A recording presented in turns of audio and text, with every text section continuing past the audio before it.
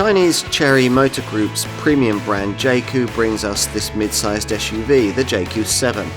It's a striking thing and no one else in your street will have one, but should you take a risk with an unknown brand? You might be tempted.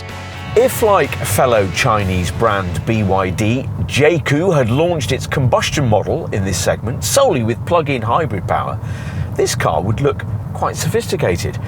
The BYD reference is intentional because in PHEV form, this Jaecoo 7 shares its plug-in hybrid powertrain with the BYD Seal UDMI model we tried and liked recently.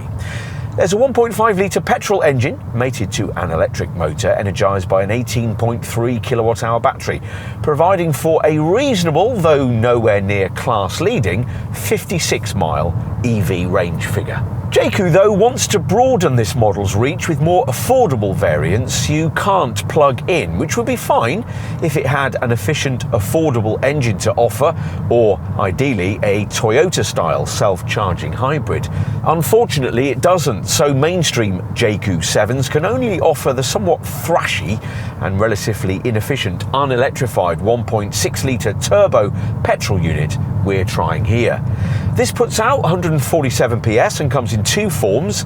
Our test car has two-wheel drive, which, if the sport drive mode is selected, will get you to 62 miles an hour in 10.3 seconds en route to 112 miles an hour. There's also a four-wheel drive variant, but that's a bit slower, reaching the 62 mile an hour benchmark in 11.8 seconds. In both cases, the engine comes mated to a 7-speed dual-clutch DCT auto transmission, and it's the relative lethargy of this gearbox, as much as the engine, that makes this car feel slower than those performance figures suggest it should be. This transmission's a bit too eager to kick down too, which doesn't help with smooth progress. So if you find yourself captivated by a Jaecoo 7, we can understand why you might feel the need to find the extra for the PHEV version we mentioned earlier.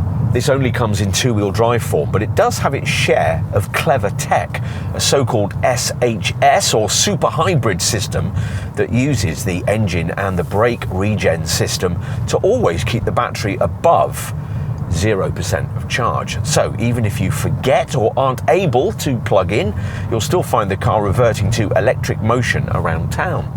Though, as we referenced earlier, the petrol engine in this PHEV is at 1.5 litres, slightly smaller than that used in the conventional models. The SHS system's total output is of course vastly superior, rated at 204 PS.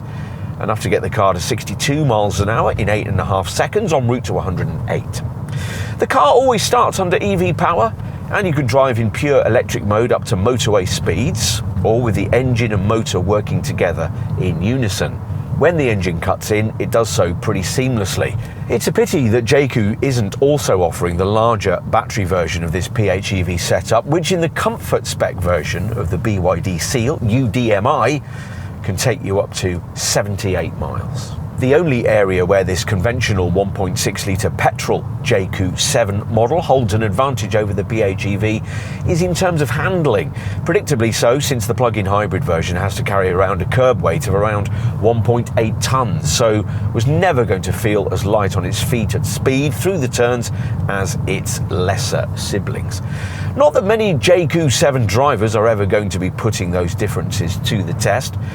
The relative lack of steering feel, combined with the amount of body roll you get through the corners, is an effective deterrent to daring do through the bends. When the Chinese makers are finally able to properly benchmark and match the best European, Japanese and South Korean rivals in this segment, they really will be a force to be reckoned with.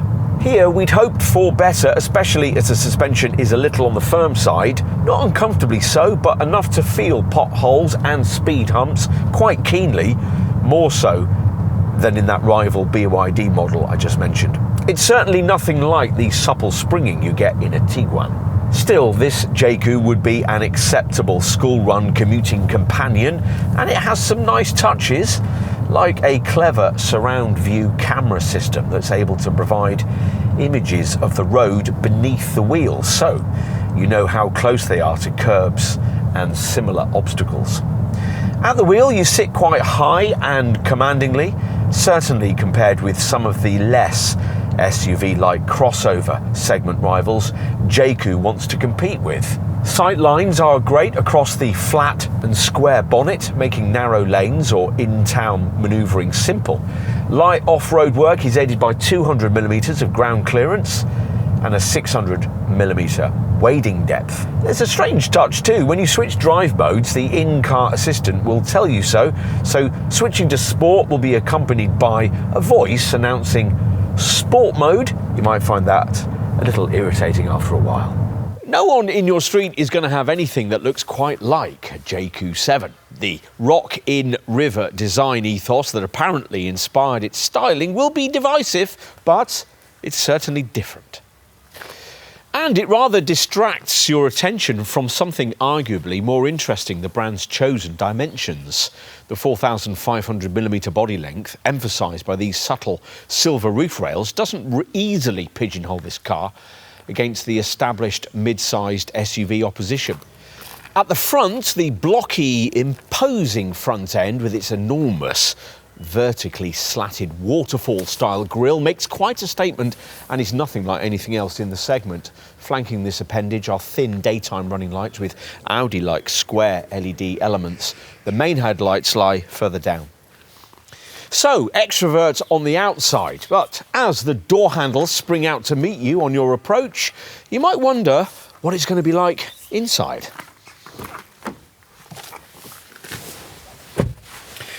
Well, you might not be quite as taken with the cabin, with its curiously shaped wheels, strange aircraft-style gear shifter, and a beyond classic design theme based around quite a commanding driving position. A tall centre console and this huge portrait format touchscreen. You get a digital instrument screen, of course, at 10.25 inches in size, which you might initially think looks quite smart, though it does throw rather too much information at you with small fonts that are difficult to read at a glance. We mentioned this portrait format central touchscreen powered by a Snapdragon processor. It's 13.2 inches in size in this base two-wheel drive model, but grows to 14.8 inches in size if you opt for a four-wheel drive or PHEV variant, which means you gain an upgraded built-in 8-speaker Sony audio system. Thanks to the boxy shape and the quite lengthy 2,672mm wheelbase length, rear seat space ought to be a selling point.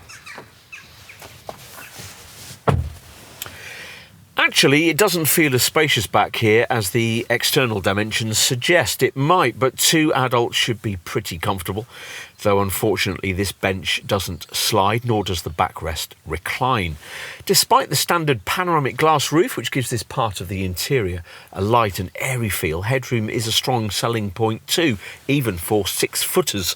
Once the tailgate's open, it's clear that rear seat room seems to have compromised boot space a bit. But this 412-litre space should be just about sufficient for the needs of most families. Folding the rear bench extends the space available to 1,335 litres. You shouldn't have particularly high expectations for efficiency when it comes to the 1.6-litre petrol Jaecoo 7 models. This 4-cylinder engine is something of a stopgap and will probably be eventually replaced by a hybrid. Even driven exclusively in the car's most frugal eco mode, it manages very unremarkable figures, rated in front-driven form at 37.7 mpg on the combined cycle and 169 grams per kilometre of CO2 for this two-wheel drive model, which at the time of this test meant VED road tax payments of £1,360 for year one and £195 for year two. We've struggled to get much more than 30 mpg in regular use throughout this test, which, to give you some perspective, is about 10 to 15 miles worse than most conventional brand rival models we've reviewed. As you'd expect, efficiency takes a dip if you go for the four-wheel drive version. It's 35.3 mpg and 182 grams per kilometre of CO2 with that model. All of which might encourage you to find the extra the brand wants for the PHEV version. With a 60-litre fuel tank, that plug-in hybrid has an EV range of 56 miles, which gives a combustion and EV combined range of 745 miles and a combined fuel economy figure of 403 mpg or 47 miles per gallon with the battery in a high depletion scenario. It delivers emissions of 23 grams per kilometre of CO2. The plug-in hybrid model, C80L made, 18.3 kilowatt-hour battery can be DC fast charged at up to 40 kilowatts, which allows it to charge from 30 to 80% in about 40 minutes. That's not particularly fast. For perspective, we'll tell you that a rival Volkswagen Tiguan e-hybrid PHEV can charge its larger 19.7 kilowatt-hour battery from 5 to 80% in just 26 minutes. AC charging this Jaecoo from a typical 7.4 kilowatt home wall box will take 6 hours and 30 minutes. Customers will be attracted by this car's distinctive looks, its generous equipment levels and its spacious cabin. There's affordable pricing too, though much of the benefit of that is undone on this conventional petrol model by underwhelming engine efficiency. The drive dynamics too aren't quite up to those of more established rival models, and you might also, like us, doubt that this car really is quite as premium as Jaecoo thinks it is. Maybe it doesn't matter. If you like the look of this car, don't need pin-sharp handling and perhaps find yourself attracted by the SHS plug-in hybrid version, you'll probably find it to be refreshingly different, which the Jaecoo 7 needs to be to stand out in such a crowded market.